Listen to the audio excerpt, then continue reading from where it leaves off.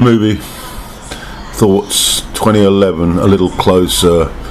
A short 72-minute film, debut for a young US director, Matthew Pittock, and it's one critic described it as a classic country song wrapped in new-fangled all-country trappings about people looking for love in all the wrong places. Single mum Cheryl, played by Sarah Player, has problems socialising in rural Virginia, and her two teenage sons are becoming interested in the opposite sex, and the focus of the film is really on the three of them. It's the mother's tale, however, and that's all I could glean from the review, so let's take a look at it. Early frames we witness the conflicts between the two sons.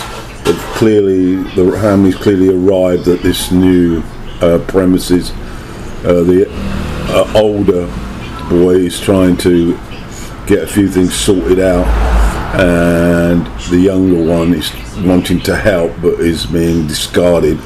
Eventually the older one gives in and gives a drill to the younger one, who's trying to put a bracket on a wall to attach a TV, I believe.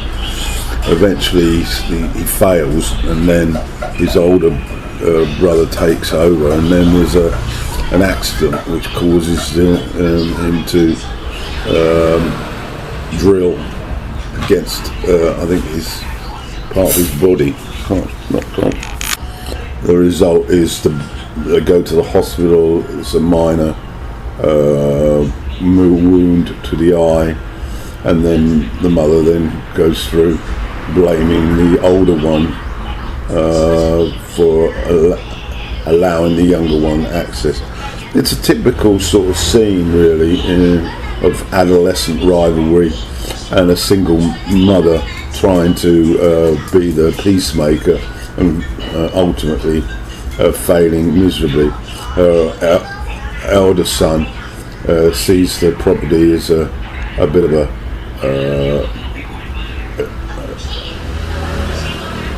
one not to be recommended, put it that way.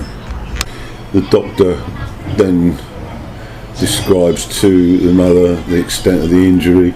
There will be a scar on it. The drill got very close to the eye, cornea, got all very technical, but her concern is payment, of course, for the treatment. And he's going to be follow-up checkups. Sort of sets the scene, really.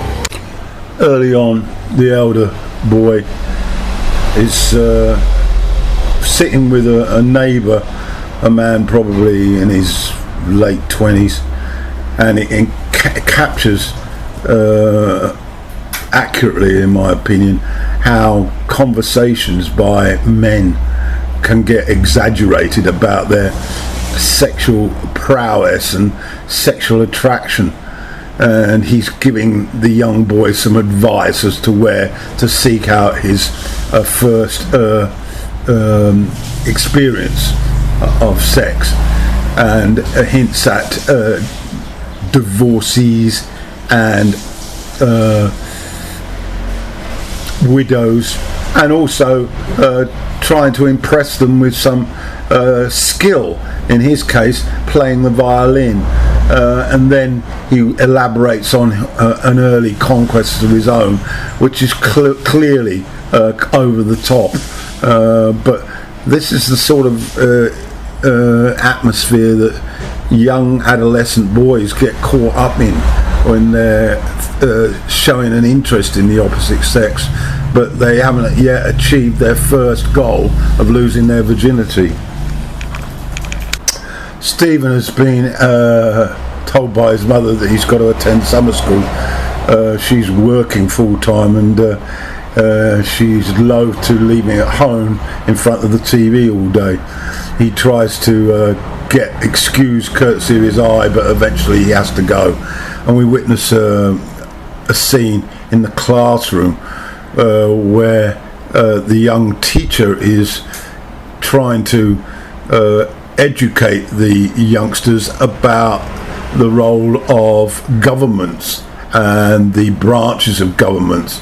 And of course the young boy isn't listening to it at all. In fact, a number of the class are really not attentive at all. The boredom, you can virtually see the boredom glistening off their foreheads. The teacher, perceiving that Stephen's eye is causing the class to be detoured and unattentive, then asked Stephen to explain how he got it. He graphically described it, and you can visibly see the concern in the teacher's eye, and you know what's coming. They're going to contact social services, aren't they? The mother appears to have a job as a sort of housekeeper for some rich dude, and we see her finishing off. But the guy, father, one assumes, of this family, he isn't that good on timekeeping, keeps her waiting before giving her money. Once again, she swallows it, even though it's an irritant, as it would have been for most of us who are employed by employers who consider their time much more valuable than yours. Typical misdemeanor of youngsters approaching adolescence. They found a place to have a crafty smoke, and of course they're caught by the teacher, Miss Moss, who then schools them verbally for what they're doing. This movie moves towards the to highlight the older one now, who's wandering around some sort of area where there's graffiti, as art, and he spots a young girl, probably about his age, who's looking very attractive, and he sees a possibility. Well, didn't we all? He crudely tries a pickup. The girl is obviously very apprehensive, and it sort of suggests that she probably doesn't want one, but is curious. And he then goes into, let's exaggerate my confidence level with girls. It's A1 predictable, really, but you had to have lived through this, of course, if you were a young male. I like the awkwardness of this scene, and eventually, of course, when he suggests that she be his girlfriend, but they'll keep it quiet from her folks, that seals the deal, and so commences a boyfriend-girlfriend relationship, just like that. Mother, of course, is single at the now, and she's also looking for romance, a new relationship, and she gets herself all dressed up to go to some local sort of social club, which seems to be a meeting place for let's say the over 25s who are possibly trying again after a divorce or possible a loss, and it's a bit crude, and of course she is seen sitting on her own, glancing at all the others who seem to be matching up, and she's starting to experience that feeling of why does no one want to dance with me. She then increases her alcohol intake, then ventures out onto the dance floor on her own, and surrounded by couples sweetly intimate to the slow numbers, but then gives up and sits down again, and finally a man who's old enough to be her father approaches her, by which time she's decided that it's time to leave. The movie sort of hit those feelings pretty profoundly. I can recall night after night after night returning home in my sort of early 20s, really, when I'd been desperate to meet a woman at a disco, at a nightclub, and ended up propping the bar up and going home completely miserable. The older son does some car cleaning at a parking lot, and that's where this older guy gave him all this appropriate advice to improve his sex life. Of course, he now knows about the girlfriend, and asked the guy, has he managed to sow his oats yet? And once again we get into adolescent bravado, as the older lad suggests that he's moving very close to it. We then get a very amorous scene where the two of them are lying down. She's sort of caressing him, and then she tries to stimulate him, and eventually he persuades her to give him a blowjob. It's all very, very consensual. Another intense scene where the guy, the older boy, is trying to convince his now girlfriend, after having experienced the blowjob, that she should be ready now to love him. He's ready to love her, and she's not ready. She's not ready. Lots of great little scenes in this movie. We're back in the classroom. The younger boy's listening to Miss Moss talking about the Constitution, and the camera focuses on the movement of her backside, which he's become obsessed with. He's about 12. I suppose those things might well have attracted one's attention at 12. An adult female posterior. The teacher then, at the end of class, asked Stephen to stay behind, and she basically starts to ask him in a concerned way, is there anything wrong? And he is as subtly as possible is trying to hide the fact that he's got an erection. It's it's quite amusing, as he's not able to look her in the face. Stephen digs out an air rifle that his mother owns and goes outside and starts to get into the firing the gun in the air. He's bored silly, of course, but he's also a bit miffed at his teacher. We then witness the giving of the heirloom by the older boy to the girlfriend, and then we switch to both boys with their friends who have decided that they're going to vent their frustrations, anger towards teachers by spraying paint all over their car in the car park. This sort of mindless graffiti display,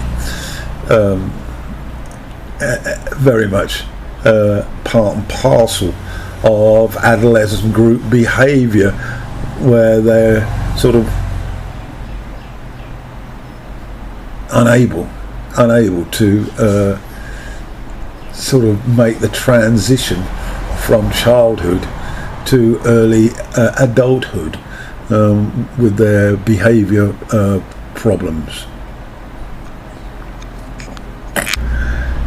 Anyway, Mrs. Moss, his car is targeted by the older boy and his friends, but then as she comes out towards the car in the car park, everybody flees, but young Stephen has a U-turn in terms of his feelings towards this, and desperately tries to rub the graffiti paint off the car door, and of course she arrives and doesn't believe him. What appears absent really is that the mother, who's really so into the need to find another partner, has to an extent sort of lost sight of her boy's development, and it has shown little, if any, sort of interest in their school, their behaviour at school, and their developing emotions through from primary through to adolescent development. And this, I feel, is what the director is trying to convey. Finally, third attempt at the dance, a man comes and approaches Cheryl. His name is Geb, and we await to see whether things will happen. He appears to be possibly a biker of some description, but one mustn't make it be too subjective. The following inevitable dance to a slow crooner is handled, I think, very pertinently by the director, who focuses on the non-verbal feelings of touching another person and feeling that you're more than yourself, and the value of touch, not in a sexual way, but in a caring way, while embraced on the dance floor. And it's handled with extreme sort of tastefulness, I feel.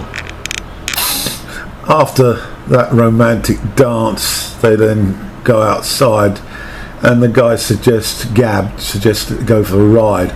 We then switch to the inside of the car, where there's a certain amount of sort of physical activity, kissing, snogging, etc. And in the middle, Cheryl tells him about the boys, her two sons, which tends to immediately put a dampener on the physicality shown by the man, implying that he don't really want anything to do with anybody else's kids. We see side by side the son finally convincing the girlfriend to let him lose his virginity and hers as well. And then in contrast, we've got the mother in the car who's desperate for some physical affection, who then tries to tempt the guy to come back to her house, unbeknown to the fact that her son is there. But it's all part of the pageantry of life, growing up, sex, and how awkward it can be for all ages. There's no distinction when it comes to your age as to the difficulties of making that step from being just a friend to someone that you have a physical sexual relationship with. The older boy perseveres, even though his young virgin girlfriend asks him to stop. He's gone beyond the point where he can stop. Now the question is it statutory rape? You can answer that for yourself. The next session involving Cheryl and Gabs is over in a hurry. He comes far too quickly, and she feels, by the expression on her face, well, what was all the fuss about? That was pretty disappointing. But he's feeling okay. But it's interesting how these incidents side by side should show contrasting results for the male and the female. But the two females, one is in panic mode and the other is almost in total dissatisfaction with the action. Come morning time, of course, Gabs is ready to hit the road very quickly, indicating what he was at. She tries to make chat, but the reality is set in that she's been used. Gabe is in a hurry to get to work. I guess she feels extremely used, and then she realises she left her car back at the action, so to speak, and so she persuades him to wait so she can go and get her car.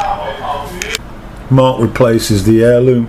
He's now had his way, so it's done its job. His mother and Gabe have a silent trip back to her car. They've got about as much in common as two opposites.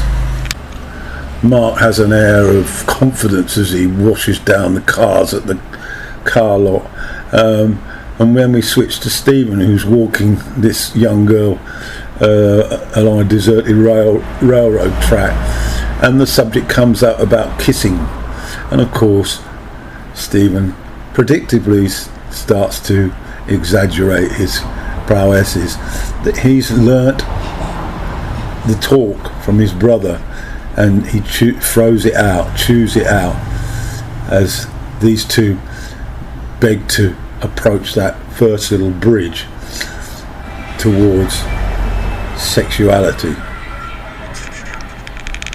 The last moments of the film see the family together go to some sort of local fair, and they've all moved forward in their own lives a step, and they're still together again. They're still a family, albeit struggling individually with regard to their own lives and their own development. The final scene with them all on this ride high in the sky looking out, and there's a sense of sort of togetherness that has been lacking throughout the film, but they've come together.